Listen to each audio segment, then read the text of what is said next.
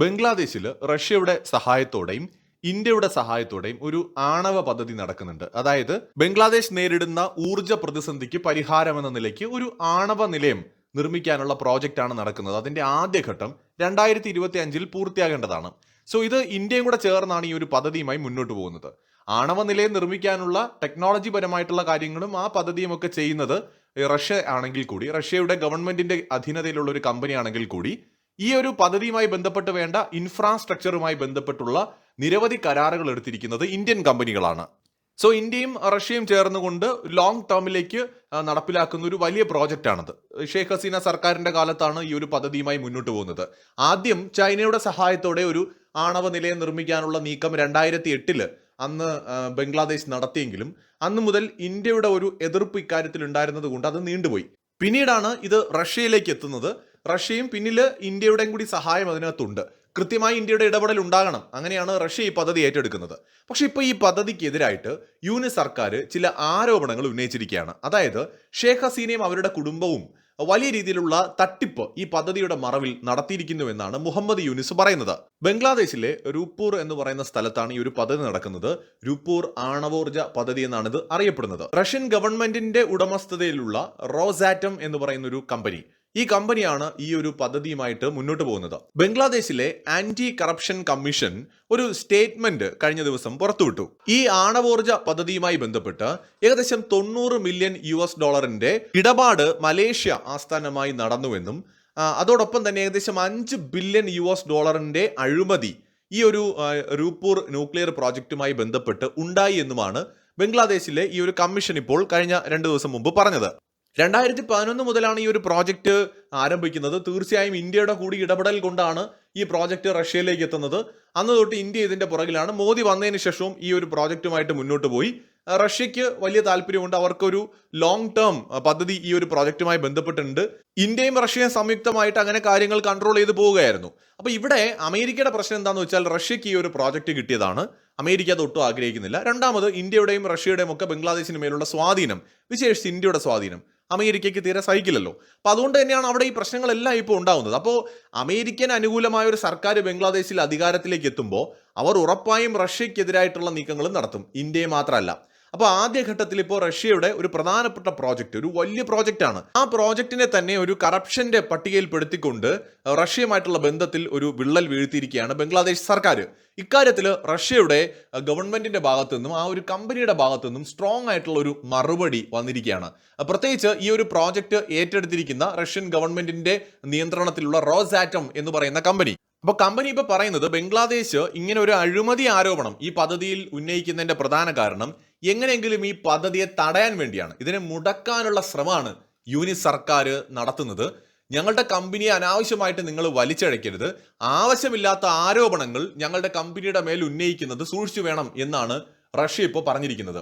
ആദ്യഘട്ടത്തിൽ ഇന്ത്യക്കെതിരായിരുന്നു ഈ ഒരു ബംഗ്ലാദേശിന്റെ നീക്കങ്ങളെങ്കിൽ ഇപ്പോൾ രണ്ടാം ഘട്ടത്തിൽ റഷ്യക്കെതിരാണ്. അപ്പോൾ ഇവിടെ വ്യക്തമാണ് കാര്യങ്ങൾ. ഇന്ത്യയും റഷ്യയും അവർ ടാർഗറ്റ് ചെയ്യുന്നു, പിന്നിൽ US ആണ്. സോ ഇവിടെ ഒരു ഇൻട്രസ്റ്റിംഗ് കാര്യം എന്താണെന്ന് വെച്ചാൽ നേരത്തെ തന്നെ ഈ ഷെയ്ഖ് ഹസീനയെ തകർത്തുകൊണ്ട് അവിടെ ഒരു ഭരണമാറ്റം കൊണ്ടുവരാൻ US ശ്രമിക്കുന്നുവെന്നും ഡീപ് സ്റ്റേറ്റിന് ഇതിൽ പങ്കുണ്ടെന്നും ഉന്നയിച്ച അല്ലെങ്കിൽ അങ്ങനെ ഒരു കാര്യം വെളിപ്പെടുത്തിയ രാജ്യമാണ് റഷ്യ. പല തവണയായിട്ട് റഷ്യ ഇക്കാര്യത്തിൽ മുന്നറിയിപ്പ് കൊടുക്കുന്നുണ്ടായിരുന്നു. പക്ഷേ അവർ എത്ര മുന്നറിയിപ്പ് കൊടുത്തെങ്കിലും ഈ പ്ലാനിങ് നടന്നു, അതാണിപ്പോൾ നമ്മൾ കാണുന്നത്. അപ്പോൾ ഒരു കാര്യം വ്യക്തമാണ്, ഇന്ത്യക്കൊപ്പം തന്നെ ഹസീന സർക്കാരിനെ സപ്പോർട്ട് ചെയ്യുന്ന ഒരു നിലപാടാണ് റഷ്യക്കുമുള്ളത്. അപ്പോൾ ഇപ്പോൾ അവിടെ അധികാരത്തിൽ വന്നിരിക്കുന്നത് US അനുകൂല ഒരു ഗവൺമെന്റ് ആണ്. അവരുടെ ചൈനയോടുള്ള നിലപാട് എന്താണെന്നുള്ളത് നമുക്കിപ്പോഴും അത്ര അങ്ങോട്ട് വ്യക്തമല്ല. ചൈന ഈ പൊതുവെ പാകിസ്ഥാനെയും അതുപോലെ അവിടെയുള്ള തീവ്രവാദ ഗ്രൂപ്പുകളെയൊക്കെ സപ്പോർട്ട് ചെയ്യുന്നുണ്ട്. ചിലപ്പോൾ ഈ ബംഗ്ലാദേശിലെയും തീവ്രവാദ ഗ്രൂപ്പുകൾക്കും വിഘടനവാദ ഗ്രൂപ്പുകൾക്കും ചൈനയുടെ ഒരു മൃദു സമീപനമായിരിക്കും. അപ്പൊ ചൈനയെ വല്ലാതെ ടാർഗറ്റ് ചെയ്യാൻ സാധ്യതയില്ല. സോ അവരുടെ ടാർഗറ്റ് ഇന്ത്യയും ഇപ്പോഴത്തെ റഷ്യയുമാണെന്ന് വ്യക്തമായിട്ടുണ്ട്. അങ്ങനെയെങ്കിൽ ബംഗ്ലാദേശിലെ കളികളിൽ ഇന്ത്യക്കൊപ്പം തീർച്ചയായിട്ടും റഷ്യയുടെ ഒരു പങ്കാളിത്തം ഉണ്ടാകുമെന്ന് ഉറപ്പിക്കാം. കാരണം റഷ്യയും ഇവർ ടാർഗറ്റ് ചെയ്യുന്നതുകൊണ്ട് തന്നെ ഇന്ത്യയും റഷ്യയും സംയുക്തമായി തന്നെ യൂനിസ് സർക്കാരിന്റെ നടുവൊടിക്കുന്ന നീക്കങ്ങൾ നടത്തുമെന്നാണ് ഞാൻ പ്രതീക്ഷിക്കുന്നത്. നമുക്കറിയില്ല, ഇന്ത്യയുടെ ഏജൻസികൾ എന്തായാലും ഇക്കാര്യത്തിൽ കൃത്യമായി ഇടപെട്ട് വേണ്ട സമയത്ത് പ്രവർത്തിക്കുമെന്ന് തന്നെയാണ് വിചാരിക്കുന്നത്. കാരണം അമേരിക്കയുടെ ഇടപെടൽ വളരെയധികം നമുക്ക് അപകടകരമായ ഒരു സ്ഥിതിവിശേഷം അവിടെ സൃഷ്ടിക്കുന്നുണ്ട്. ഒരു ഇന്ത്യ ബംഗ്ലാദേശ് ബന്ധം വലിയ കുഴപ്പമില്ലാതെ പോയിക്കൊണ്ടിരുന്ന ഇന്ത്യ ബംഗ്ലാദേശ് ബന്ധത്തിൽ ആഴത്തിലുള്ള വിള്ളലുകൾ വീഴുന്നതിന് കാരണമായത് ബംഗ്ലാദേശിൽ ഇപ്പോൾ ഉണ്ടായ ഭരണമാറ്റമാണ്. അത് തന്ത്രപരമായി ഇന്ത്യക്കെതിരെ തിരിക്കുന്നതിൽ അമേരിക്കയ്ക്കും അല്ലെങ്കിൽ ബംഗ്ലാദേശിലെ ഇന്ത്യ വിരുദ്ധ ഗ്രൂപ്പുകൾക്കും പാകിസ്ഥാനും ഒക്കെ സാധിക്കുകയും ചെയ്തു. അവിടെ നമുക്ക് പ്രത്യേകിച്ച് ഒന്നും ചെയ്യാനില്ല. കാരണം ഓൾറെഡി ഇന്ത്യ ഇഷ്ടമല്ലാത്ത കുറെ ആൾക്കാർ അവിടെ ഉണ്ട്. അവരാണ് ഇപ്പോൾ കാര്യങ്ങൾ തീരുമാനിക്കുന്നത്. അപ്പോൾ അതുകൊണ്ട് അവരുടെ ഇഷ്ടത്തിന് കാര്യങ്ങൾ നടക്കും. അപ്പോൾ ഇവിടെ റഷ്യയും കൂടി ഇവർ ടാർഗറ്റ് ചെയ്ത് റഷ്യയെ കൂടി വെറുപ്പിച്ചതോടുകൂടി ഇന്ത്യയുടെ നീക്കങ്ങൾക്ക് തീർച്ചയായും റഷ്യയുടെ പിന്തുണയുണ്ടാവും. ഇപ്പൊ ഈ ആണവ പ്രോജക്റ്റ് തന്നെ ഏതെങ്കിലും തരത്തിൽ ഇത് നിന്നു പോവുകയാണെങ്കിൽ അത് ഇന്ത്യയും ബാധിക്കും. ആദ്യഘട്ടത്തിൽ ഇവരിപ്പോൾ അഴിമതി ആരോപണം റഷ്യക്കെതിരാണ് ഉന്നയിച്ചിരിക്കുന്നതെങ്കിലും ഇനി അടുത്ത ഘട്ടം ഇന്ത്യക്കെതിരെയും വരാം. കാരണം പല ഇന്ത്യൻ കമ്പനികളും ഈ പ്രോജക്റ്റുമായി ബന്ധപ്പെട്ട് വർക്ക് ചെയ്യുന്നുണ്ട്. കാരണം അവിടുത്തെ അടിസ്ഥാന സൗകര്യം വികസിപ്പിക്കുന്നതിനും ഇതിന്റെ ഉപ പദ്ധതികൾ നടപ്പിലാക്കുന്നതിലുമൊക്കെ ഇന്ത്യൻ കമ്പനികളുടെ ഇൻവോൾവ്മെന്റ് വളരെ പ്രകടമാണ്. അപ്പോൾ ഇന്ത്യയും റഷ്യയും ചേർന്നുകൊണ്ടാണ് ഈ ഒരു പദ്ധതി സത്യത്തിൽ മുന്നോട്ട് കൊണ്ടുപോകുന്നത്. സോ ഈ രണ്ട് രാജ്യങ്ങളെയും ഇനിയുള്ള ദിവസങ്ങളിൽ ബംഗ്ലാദേശ് ഇനിയും ടാർഗറ്റ് ചെയ്യാൻ സാധ്യതയുണ്ട്. കാരണം അവർക്ക് പിന്നിൽ കട്ടയ്ക്ക് അമേരിക്കയുടെ സപ്പോർട്ടുണ്ട്, പരോക്ഷമായി പാകിസ്ഥാന്റെ സപ്പോർട്ടുണ്ട്, ചൈനയുടെ മൗനമായ കണ്ണടക്കലും ഇവിടെ കാണാം. അപ്പൊ അതുകൊണ്ട് ഇന്ത്യയും റഷ്യയും ഒന്നിച്ചു നിന്നുകൊണ്ട് ഈ പ്രശ്നങ്ങളെ നേരിടാനുള്ള എല്ലാ സാധ്യതകളുമാണ് ഇതോടെ ഉണ്ടായിരിക്കുന്നത്.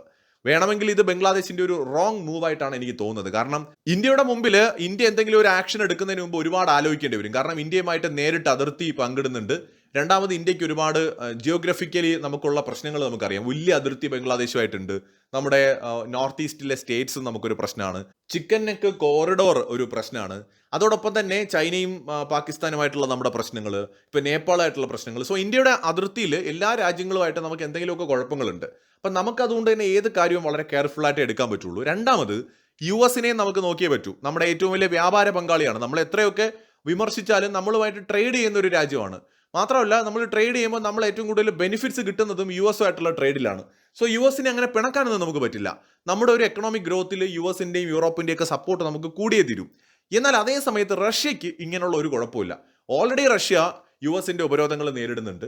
അതിലുപരിയായിട്ട് റഷ്യക്ക് ബംഗ്ലാദേശുമായിട്ട് അതിർത്തിയും കാര്യങ്ങളൊന്നുമില്ല. അപ്പോൾ ഇവർ റഷ്യയെ കൂടെ കയറി ചൊറിയുമ്പോൾ ഇന്ത്യക്ക് കാര്യങ്ങൾ കുറച്ചും കൂടെ എളുപ്പമാകുമെന്നാണ് എനിക്ക് തോന്നുന്നത്. കാരണം ഇന്ത്യയുടെ നീക്കങ്ങൾക്ക് എന്തായാലും കട്ടയ്ക്ക് പുടിന്റെ ഗവൺമെന്റിന്റെ സപ്പോർട്ട് ഉണ്ടാവും. സോ തീർച്ചയായിട്ടും ഇനിയുള്ള മാസങ്ങളിൽ വിശേഷിച്ച് ട്രംപും കൂടി അധികാരത്തിൽ വന്നു കഴിഞ്ഞാൽ ബംഗ്ലാദേശുമായി ബന്ധപ്പെട്ട് ചില വാർത്തകളൊക്കെ വരാൻ സാധ്യതയുണ്ട്. മറ്റൊരു വീഡിയോയുമായി വീണ്ടും കാണാം.